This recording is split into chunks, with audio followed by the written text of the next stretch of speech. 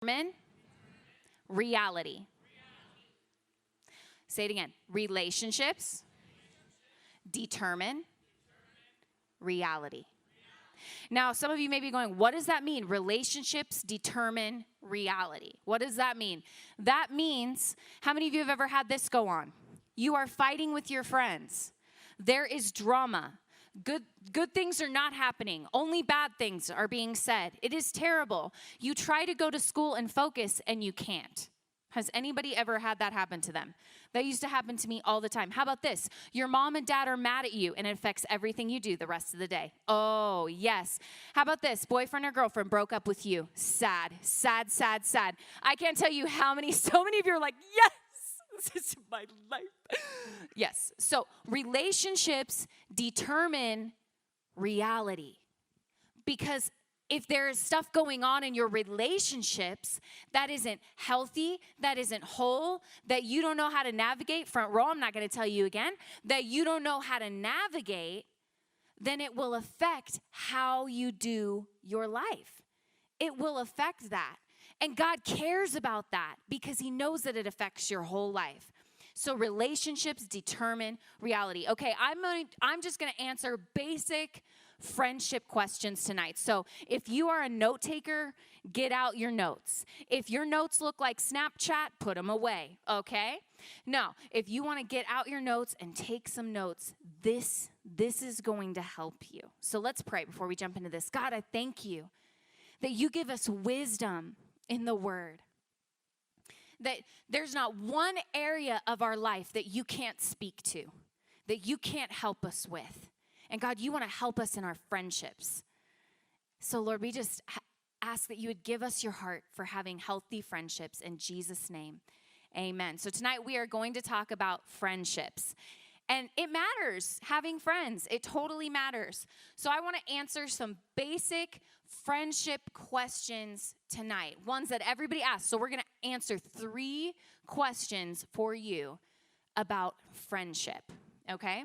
So the first question that I feel like I probably get asked most often as a youth pastor is this one. How do I get friends? How do I get friends? And I mean, we've all had that experience where we walk into a new church, we walk into a new place, we go to a new class at school, we weren't scheduled with any of our friends, now they're on A days, you're on B days, whatever the case may be, and you go, how in the world do I get friends?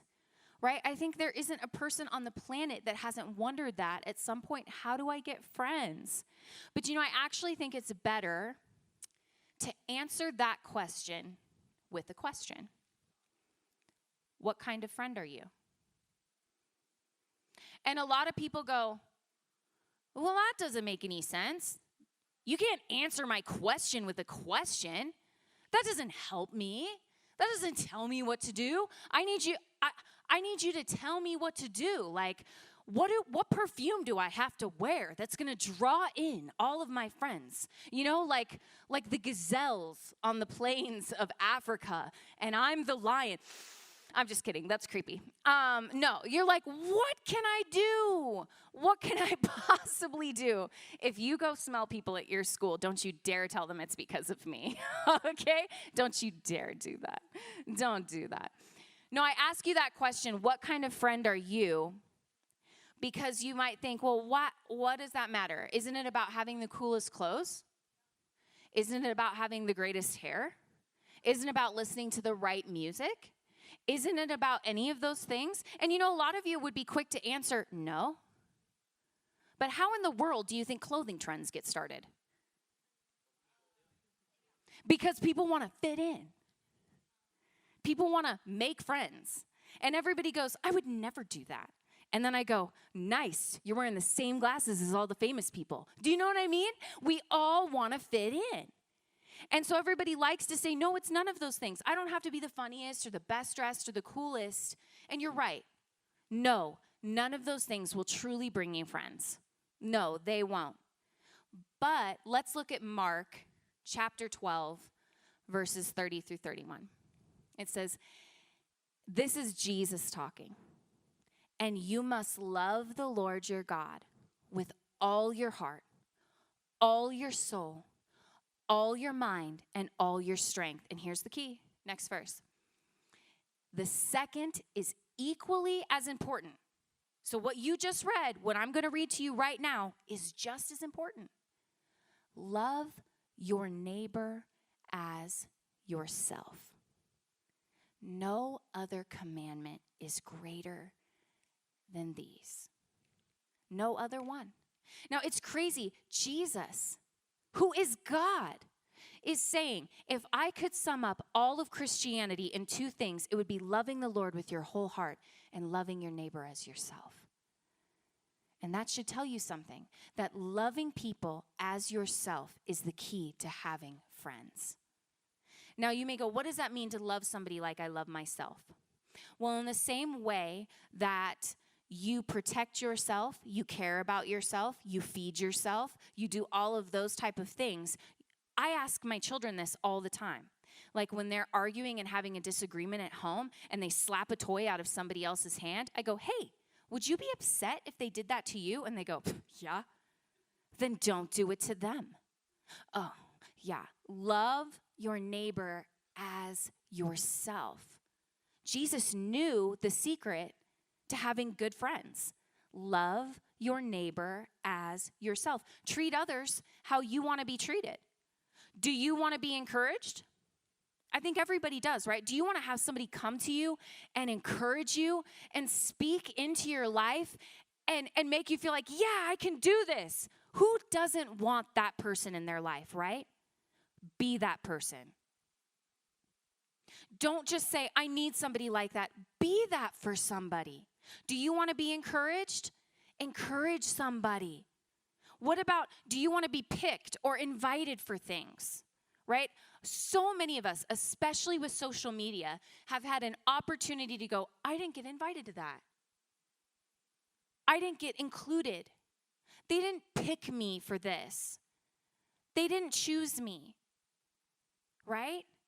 So you do the inviting.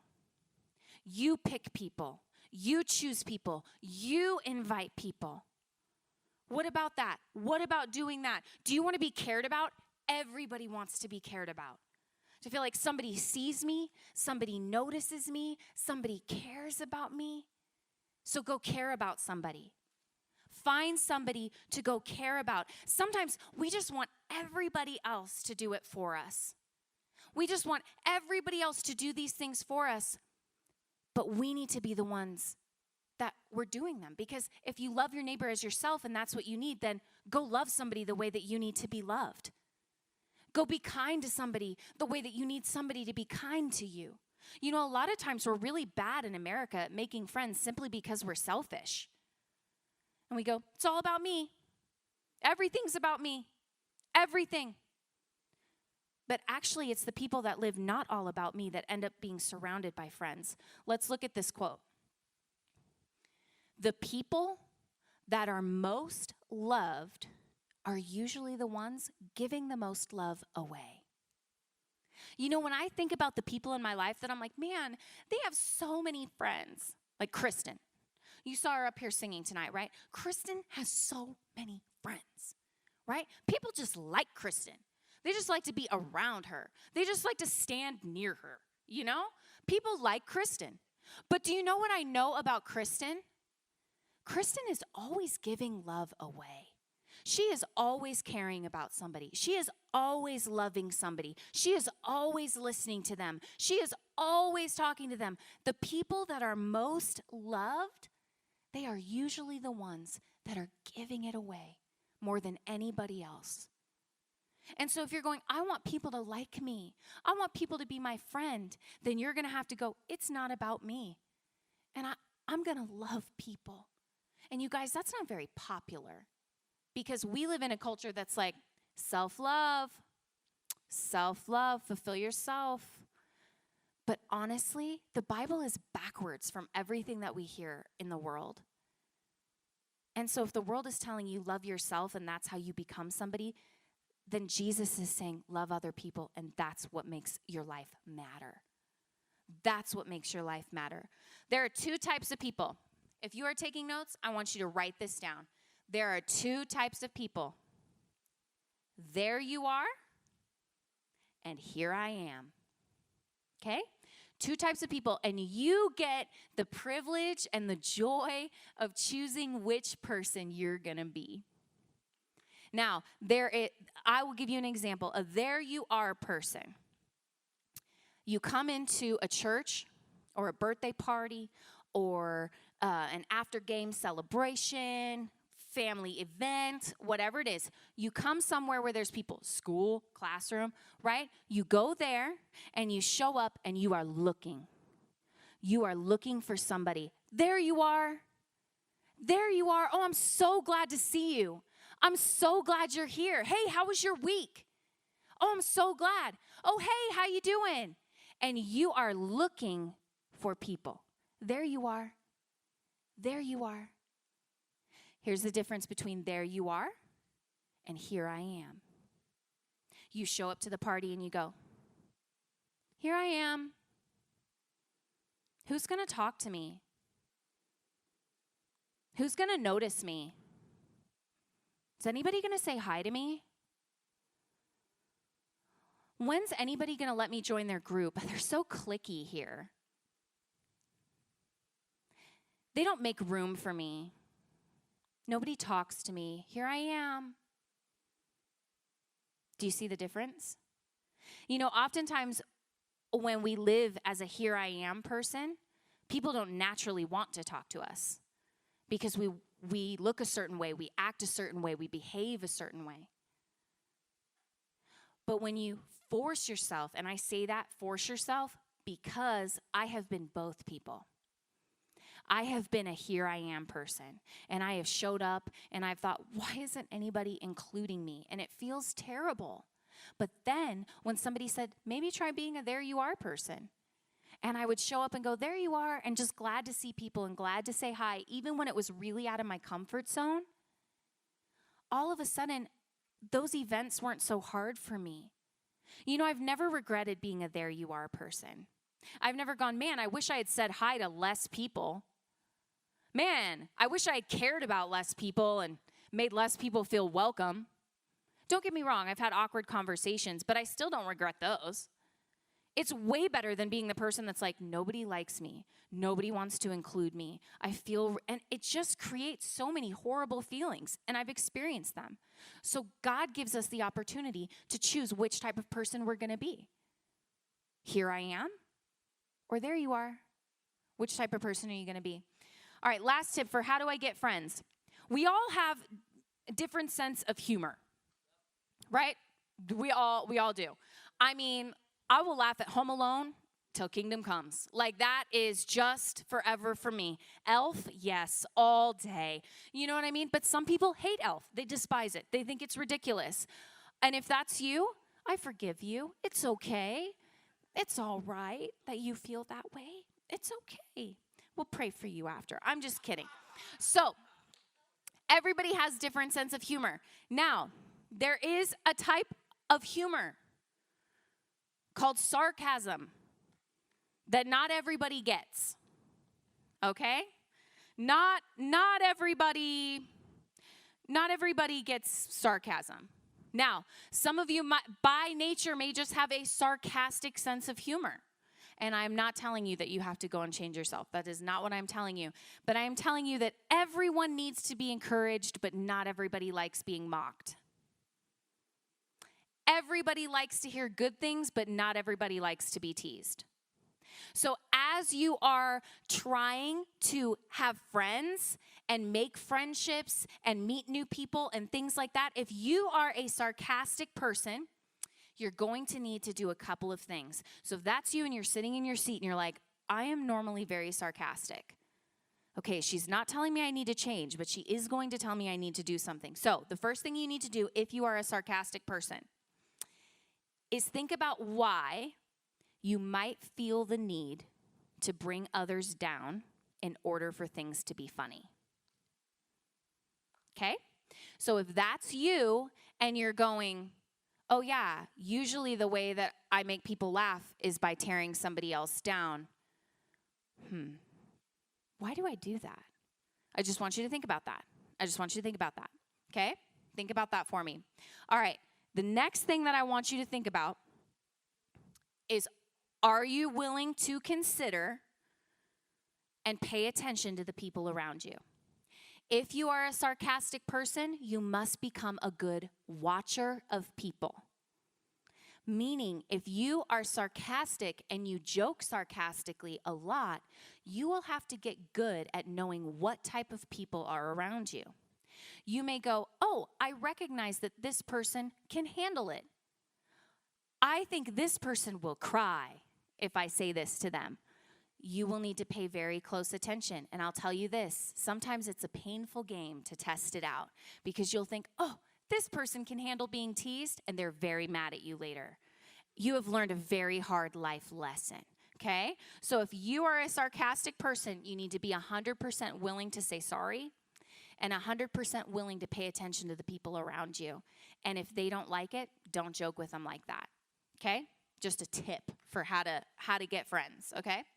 All right, you guys ready for question number 2? How are you doing? Some of you are like reeling from all of the information, like, wow, I am learning so much here. All right, ready? Question number 2. How do I pick the right friends?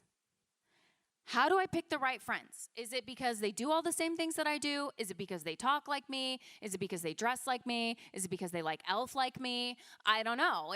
How do I pick the right friends? Okay, one of my most favorite quotes. Here we go. Show me your friends, and I'll show you your future. Show me your friends, and I'll show you your future. And I wish it wasn't true. I have had multiple people come to me and say, that's not true. There's no way that's true. Over and over and over again, it really is true. We become like who we hang around. And I've seen it over the 11 years that I've been a youth pastor. I've seen it so often where people start hanging out with a new group, and then all of a sudden, they dress like them, they talk like them, behave like them, choose like them, think like them. But they're like, I don't become like who I hang around. I absolutely do not. Now, your family is prime example. You become like who you spend the most time around. I would venture to say some of you, girls, talk like your mom. As much as you're going to roll your eyes at me and neck bob all the way, you might sound like your mom. Do you know what I mean? Because it's the people you spend the most time around. Josh and I can pretty much finish each other's sentences at this point because we spend so much time around each other. You become like who you hang around. Let's look at 1 Corinthians. This is a good one. Don't be fooled by those who say such things. Prior to this, people are saying things like, do what you want, live what you want. Society, they sound a lot like society. Don't be fooled by those who say such things, for bad company corrupts good character. I don't know if it could be any more plain than that. Bad company corrupts good character. So if you start out, I want to choose Jesus, I want to follow Jesus, I want to please God, and you surround yourself with people who are like, I don't care about that, I think that's dumb, I want no part of that, I'm going to do what I want, look at what I want, put in my body what I want, do whatever I think. And then all of a sudden, your opinion about all those things changes.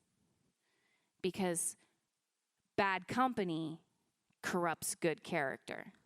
That's how it rolls. How about this? Proverbs 22:24 through 25. Don't befriend angry people or associate with hot-tempered people. What comes next? Or you will learn to be like them and endanger your soul. What? That's crazy, but it's true because it's in the Bible and everything that's in this book is true. It says, don't hang around with angry people or you're going to become just like them. And it's going to endanger your what? Your soul. And when he's talking about that, he said, hey, your walk with God is in danger when you partner your life with people that are not on track with Jesus like you are. When you link up your life with people that are not following God, naturally it corrupts good character. That's just the reality. Now, I believe that this works two ways. If you decide, I am not very good in school and I'm not getting good grades, hanging out with people that don't care about school is probably not going to help you. But if all of a sudden you surround yourself by the A-team squad and you're walking around and they're like, I do all of my homework and 3 extra credit reports, the chances are likely that you are going to start getting better grades because of who you surrounded yourself with. If all your friends are lazy and they don't want to get a job, and you're like, my parents won't pay for anything and their parents pay for everything, go find some people that have to have a job. And you'll get hardworking friends and you'll be hardworking too. It's funny how it works like that. I have a really good example for this about character being contagious. We've heard that word a lot right now because of COVID, right? Character is even more contagious than COVID. It really is. Because it will affect your entire life when you catch bad character, okay? There's no vaccine for bad character, people, okay? No vaccine for that. All right, so you can catch good character and you can catch bad character, right? Here's an example of really good character catching that happened to me. There was this like giant group of people living on the planet that they were experiencing something that I wasn't. And their lives were better. And they were fulfilled in a way that I wasn't. They knew things about life that I didn't. And it's the people that have watched Star Wars. I didn't know. Okay, so Pastor Ben, my whole life, my entire life, I was like, oh, Star Wars. And then Pastor Ben was horrified and he was like, Leanna, put that hand down, that's Star Trek. And I was like, what's the difference? Like, I didn't know. I didn't know that there were hundreds of thousands of people all over the United States that like know Star Wars line for line and could tell me everything about it. And yes. And I didn't know that my life was lacking and empty and cold. I didn't know. And Pastor Ben used to come to me and he'd be like, Leanna, what is wrong with you? You haven't seen Star Wars? I'm not exaggerating. He asked me what was wrong with me. What is wrong with you? You haven't seen Star Wars? And I was like, no, I'm just not interested. It's lame. And he was like, oh, Leanna, you need Jesus. Like, I mean, he just could not understand. And so he wore me down. And he'd be like, hey, do you want to hear this Star Wars fact? Hey, do you want to hear this soundtrack? Hey, do you want to see this clip from Star Wars? Hey, do you want to see this book? Hey. And he would tell me things all the time until eventually he wore me down so bad that I was like, fine, Ben, I'll just watch Star Wars. So we went on vacation and he gave me a list, you guys. Hey, watch them in this order because it's chronological and you'll understand the story and you'll have less questions. And he wrote me a list of how to watch the movies, who was going to be in the movie, why it mattered. Hey, prepare here because the graphics change, all these things. You guys, I loved it. I loved every minute of Star Wars. Now I am privy to all of these jokes. I was like, oh, I understand this. I'm a new person. Hey, see, good character, good movie choices are contagious. Pastor Ben just had to wear me down, okay? How about this? This is a more serious one. When I came into this house at 17 years old, I started coming to Horizon. I'm 32, you guys. When I came here, thank you. Yes, clap for 32. 30. So, when I came here, I was 17 in my senior year of high school, and I was surrounded by people that I thought were nuts. I was like, these people are like they really love God. I mean, like, I thought I loved God. I was going to a Christian school at the time. I was like, I thought I loved God. But these people really love God. They like really love him. Like their whole life revolves around God. And do you know what? That good character, that love for Jesus, that passion for his house, to live to please him, that was caught here.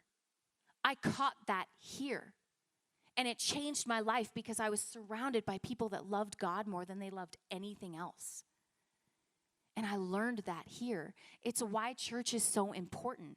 We don't just tell you to go to church because it's a religious duty. We tell you to go to church because we know it's vital for your life, for you to be surrounded by people who love God and can compel you to grow. Come on, if you're racing somebody and they're pulling ahead of you, it causes you to race faster. That's kind of the goal of church. If you jump in and realize everybody's running faster than you, then run faster. Go after God harder. Ask him, what do you do to love your Bible? Why do you like worship? Why in the world would you give up your friends? Why would you do this? Why do you believe this? Why do you think that way? Start to run with people.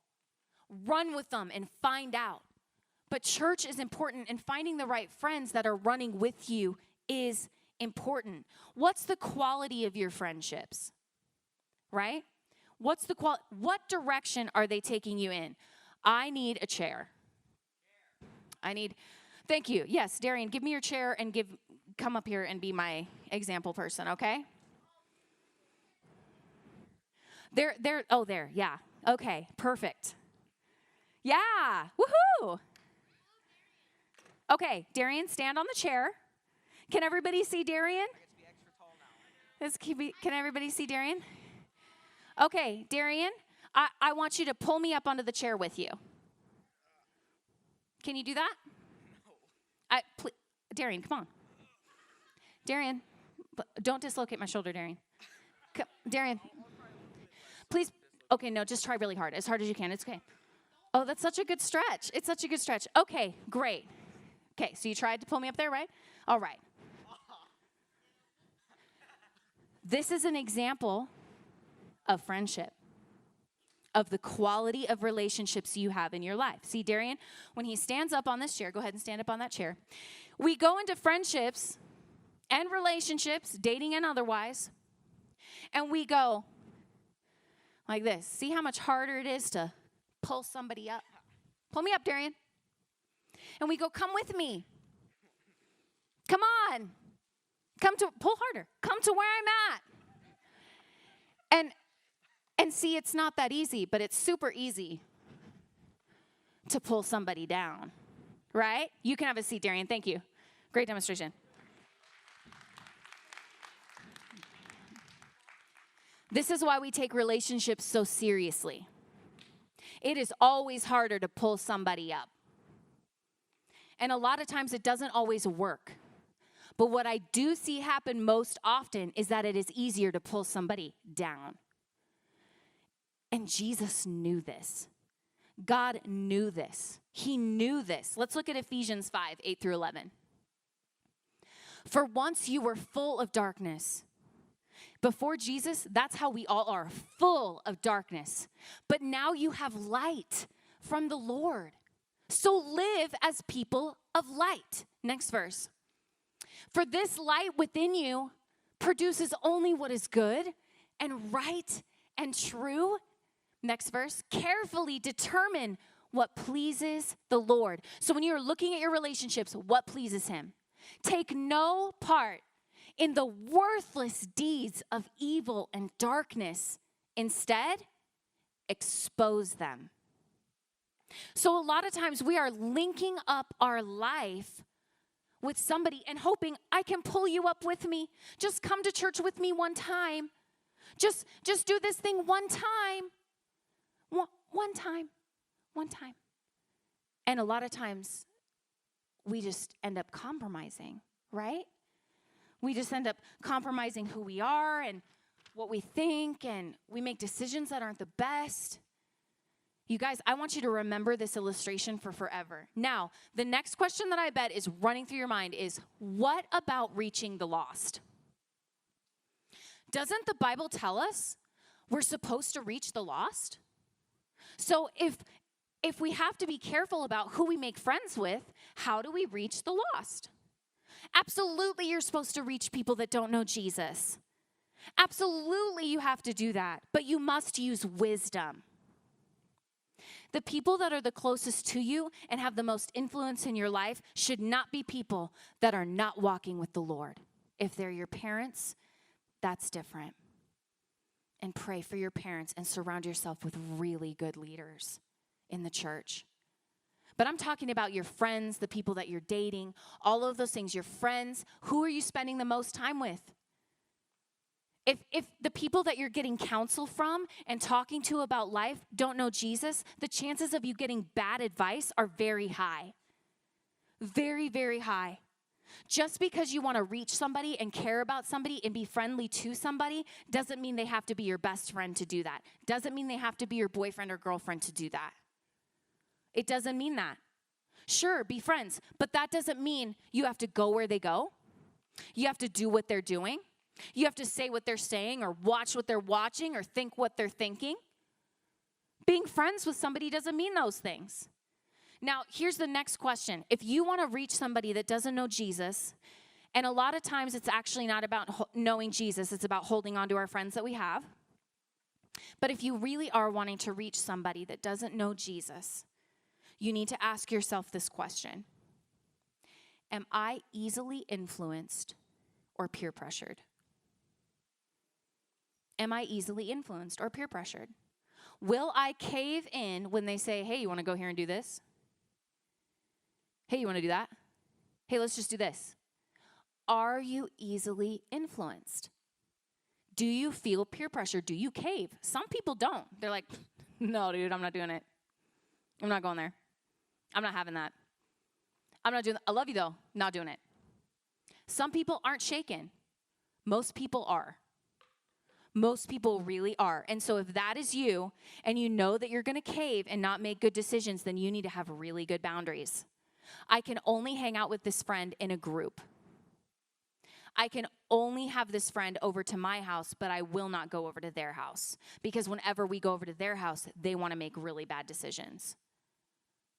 I will involve my parents and my leaders in the friendships that I'm reaching out to somebody. Now, again, dating is going to look different than this because there are all kinds of heart and feeling involved. But I'm talking about friendships. When you are making friends with somebody and reaching out to somebody that doesn't know Jesus, be their friend. But if you are easily influenced, then you have to have very, very, very good boundaries. And if you're a person that's having trouble figuring that out, come talk to us. We'll help you. We'll say, oh, well then let's figure out a way for you to hang out with your friend that's safe. How about that? Okay? And now the last one is, what if I end up alone, right? So you're telling me this about my friends. What if I end up alone?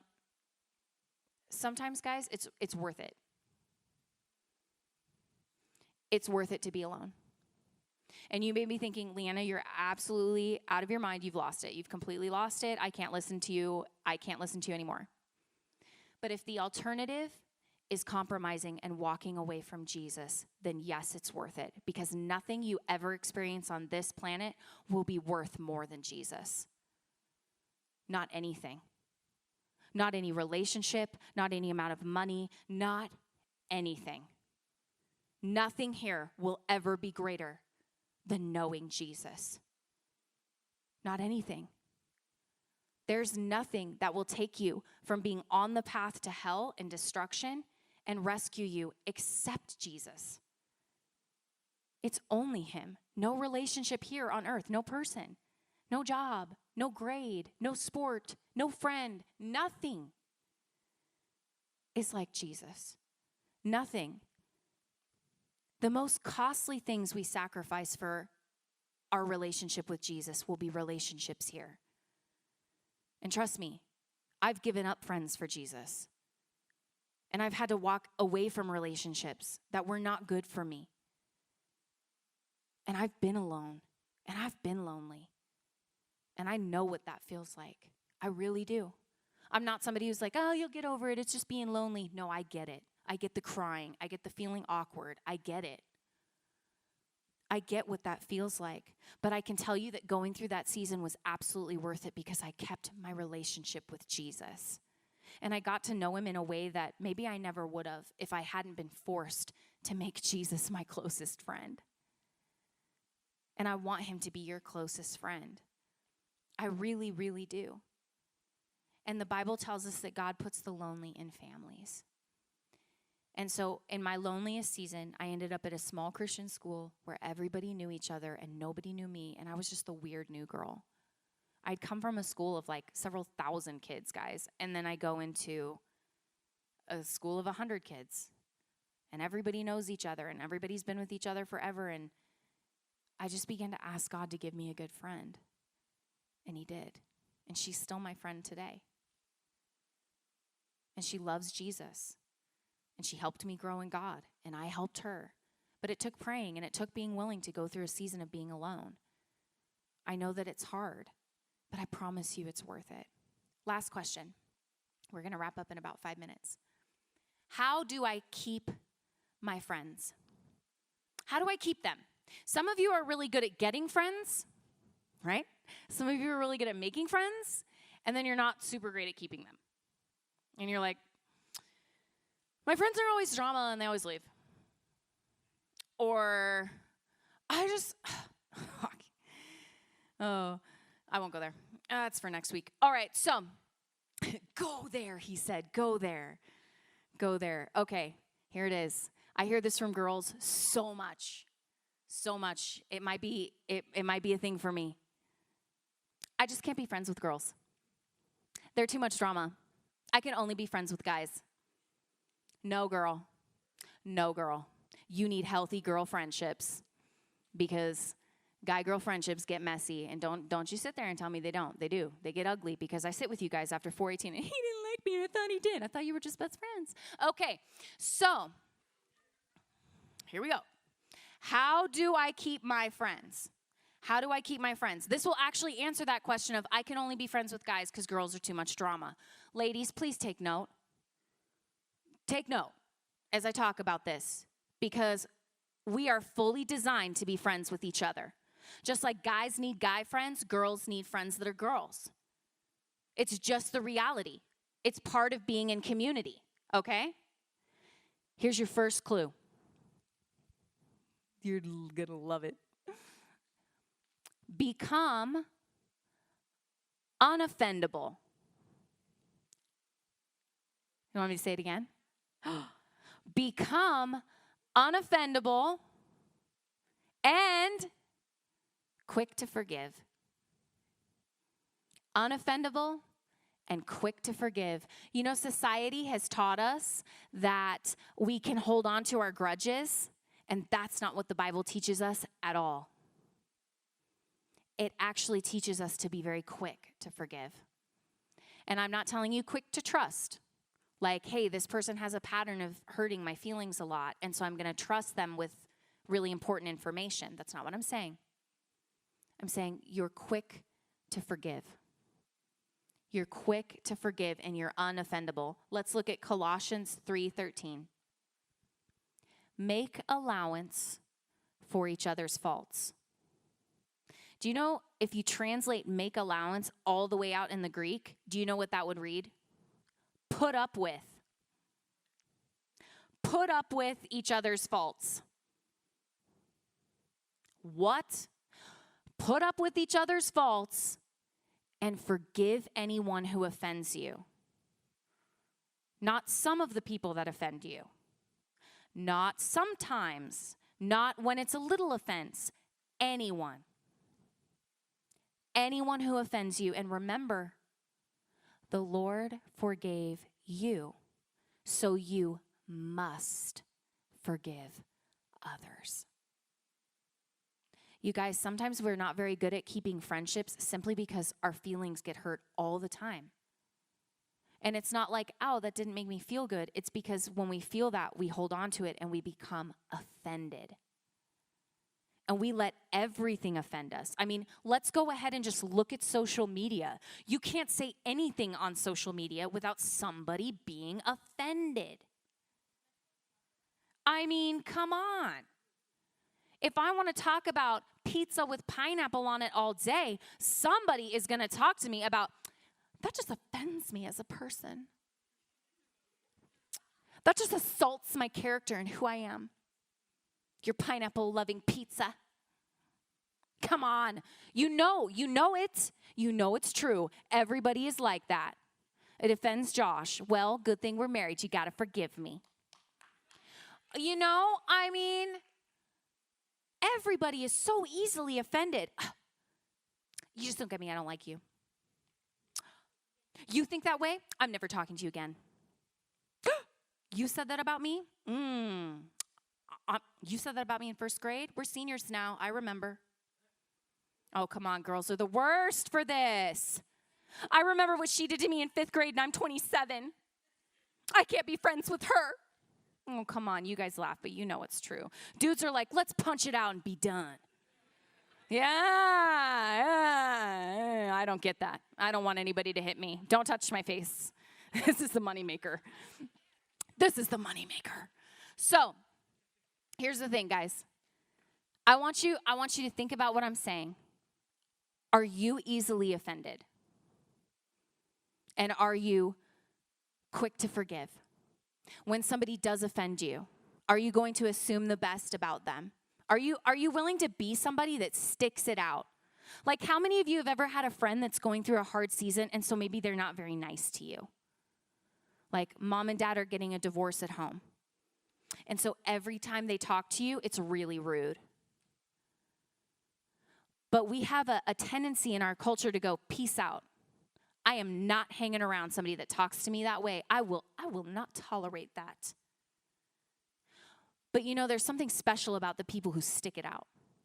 And stick it out long enough to find out, oh, your mom and dad were getting divorced, and that's why you were behaving that way. Oh, actually, divorce, how high it is, you guys, that's a sign that our culture doesn't know how to stick it out. When things get really hard, and I come from a divorced family, that it's really hard to stick it out. If adults have a hard time sticking it out, everybody has a hard time sticking it out. Come on, this is a culture that celebrates drama. Look at the shows. Everything is about drama. Let's not be people that celebrate drama.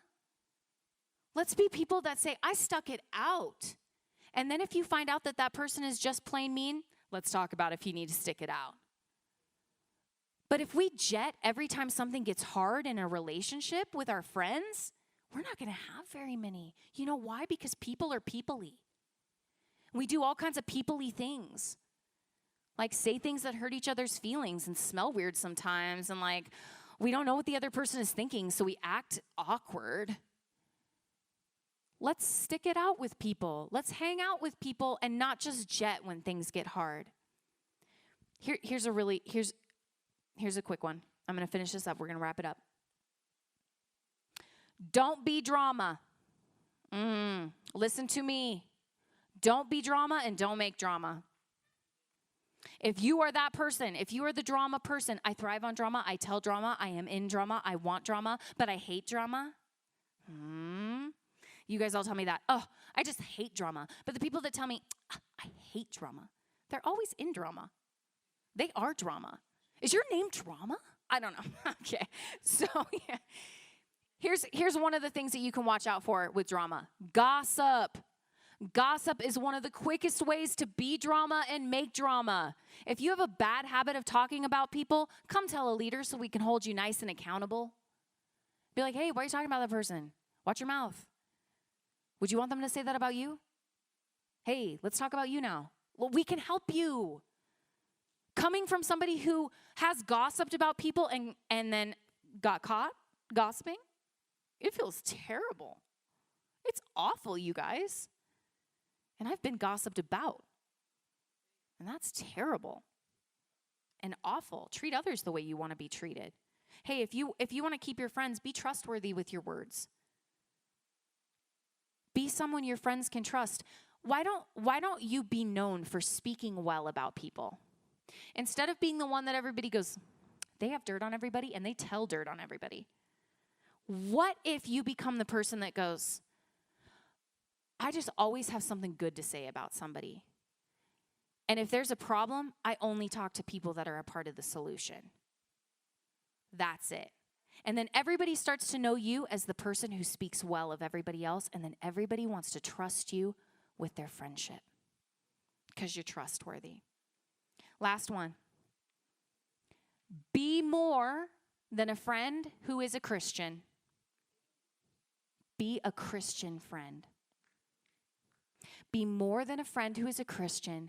Be a Christian friend. Now you go, what's the difference? That's a 1 + 1. Like, that is the same thing. No. A friend who is a Christian is like, hey, this is my side thing. This is kind of what I do. I do this on the weekends, but this is me. No, be a Christian friend. When you're a Christian friend, you go, man, I'm sorry. Let's pray about that right now. Like, at any time, if I wanted to, I could be like, Gabri, can I just pray for you? Gabri is a Christian friend to me, and I am one to Gabri. I have no hesitations about praying with Gabri. If you want to be more than a friend who is a Christian and you want to be a Christian friend, you have to get past that uncomfortable place and go, I'm going to pray for my friends. I'm not just going to pray for them. I'm going to pray with them. I'm going to invite them into every part of my life because every part of my life is about Jesus. The way I am at home, in school, in church is the same, so they know that they can trust me. I'm not nice at church and a gossip at school. I'm nice at school and at church. I'm known for speaking well of people. I love my friends. I pray for them. I stick it out with them. I show them Jesus. I speak the truth to them in love.